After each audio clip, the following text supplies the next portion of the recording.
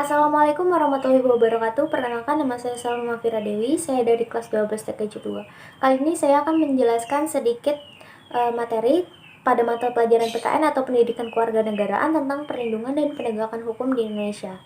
Untuk pengertiannya sendiri, perlindungan hukum adalah segala upaya yang dilakukan penegak hukum untuk melindungi hak-hak dari subjek hukum agar hak-hak tersebut tidak dilanggar, di mana penegakan hukum ini dijalankan sebagai upaya untuk menjalankan ketentuan hukum yang berlaku. Suatu perlindungan dapat dikatakan sebagai perlindungan hukum apabila mengandung berbagai unsur-unsur, yaitu adanya perlindungan pemerintah terhadap warganya, jaminan kepastian hukum, dan berkaitan dengan hak-hak warga negara. Di samping itu, perlindungan dan penegakan hukum di Indonesia juga penting bagi kehidupan bernegara. Hal ini guna merealisasikan tegaknya supremasi hukum, tegaknya keadilan, dan mewujudkan kedamaian. Karena masyarakat selalu mendambakan kehidupan aman dan damai, kehidupan aman dan damai dapat tercapai apabila ada tata aturan dalam masyarakat seperti hukum. Melalui materi ini, kita akan lebih memahami tentang perlindungan dan penegakan hukum. Nah, untuk tujuan pembelajaran sendiri sudah disimpulkan beberapa poin. Yang pertama, setelah mempelajari materi tentang perlindungan dan penegakan hukum di Indonesia, kita mampu menjelaskan hakikat perlindungan dan penegakan hukum dengan benar. Kedua, setelah mempelajari peran lembaga penegak hukum, kita mampu mengidentifikasi peranan lembaga penegak hukum dalam menjamin keadilan dengan tepat. Dan ketiga, setelah mempelajari dinamika pelanggaran hukum, kita mampu mengevaluasi praktik perlindungan dan penegakan hukum, menjamin keadilan dan kedamaian dengan tepat. Dan yang keempat, setelah mempelajari materi ini, kita mampu berpartisipasi dalam perlindungan dan penegakan hukum dalam kehidupan sehari-hari dengan baik. Untuk materi kali ini dibagi menjadi 3 poin penting. Yang pertama adalah hakikat perlindungan dan penegakan hukum. Yang kedua, peran lembaga penegakan hukum dalam menjamin keadilan dan kedamaian. Dan ketiga, dinamika pelanggaran hukum.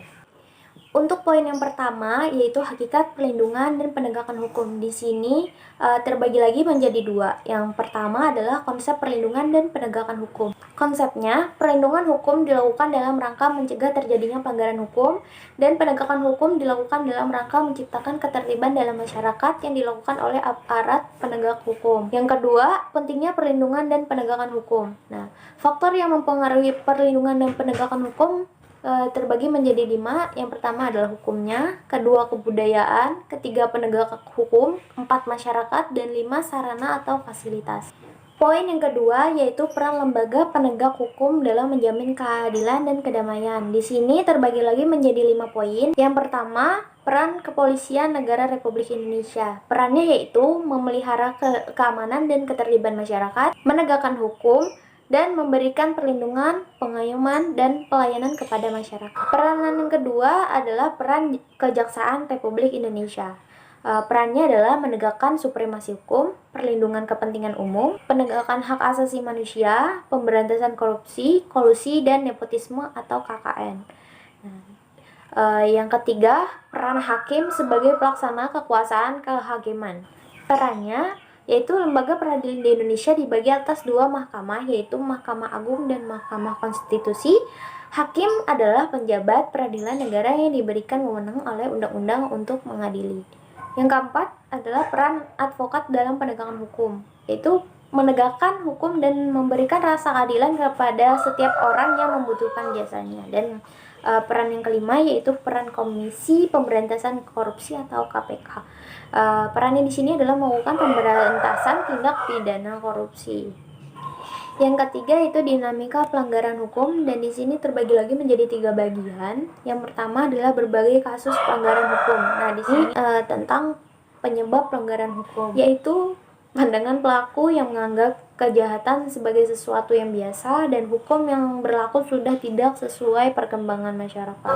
Ada beberapa contoh pelanggaran hukum yang terjadi di sekitar kita. Yang pertama adalah di lingkungan keluarga. Contohnya adalah menonton acara televisi yang tidak sesuai dengan usia anak-anak. Kedua, di lingkungan sekolah, yaitu contohnya tidak mengikuti upacara.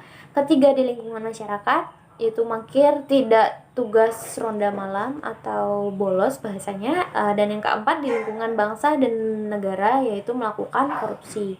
Bagian kedua yaitu macam-macam sanksi atau pelanggaran hukum. Di sini terbagi menjadi 4 norma. Yang pertama adalah norma agama.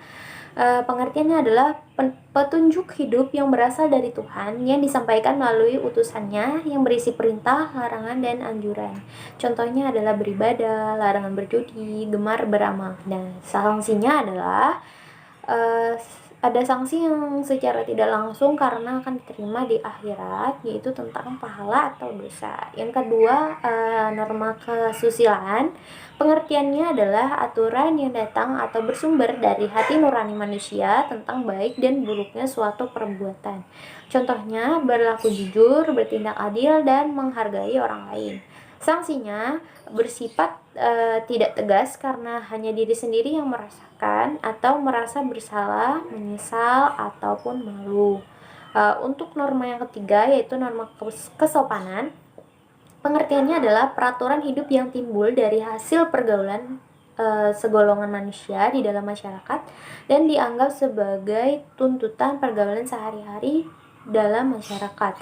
Contohnya adalah tidak meludah di sembarang tempat, mengucap salam pada saat memasuki rumah, dan menyapa kenalan yang ditemui di jalan. Untuk sanksinya tidak tegas dan dapat diberikan oleh masyarakat berupa celaan, cemoohan, dan dikucilkan. Yang keempat adalah norma hukum. Pengertiannya pedoman hidup yang dibuat dan dipaksakan oleh lembaga politik suatu masyarakat. Contohnya adalah tertib berkendara, dilarang mencuri, dan dilarang merampok. Untuk sanksinya bersifat tegas, nyata, dan memaksa serta mengikat.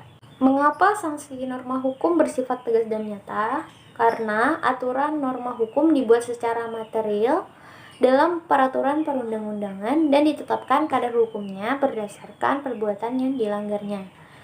Karena Indonesia adalah negara hukum, persoalan dalam masyarakat dapat diselesaikan melalui jalur hukum apabila tidak dapat diselesaikan secara musyawarah.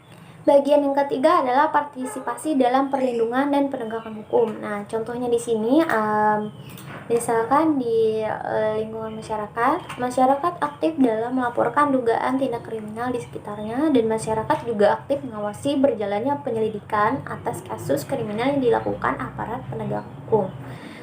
Saya kira sekian dari saya. Maaf apabila ada kesalahan. Saya ucapkan wassalamualaikum warahmatullahi wabarakatuh. And our goal is not in hand.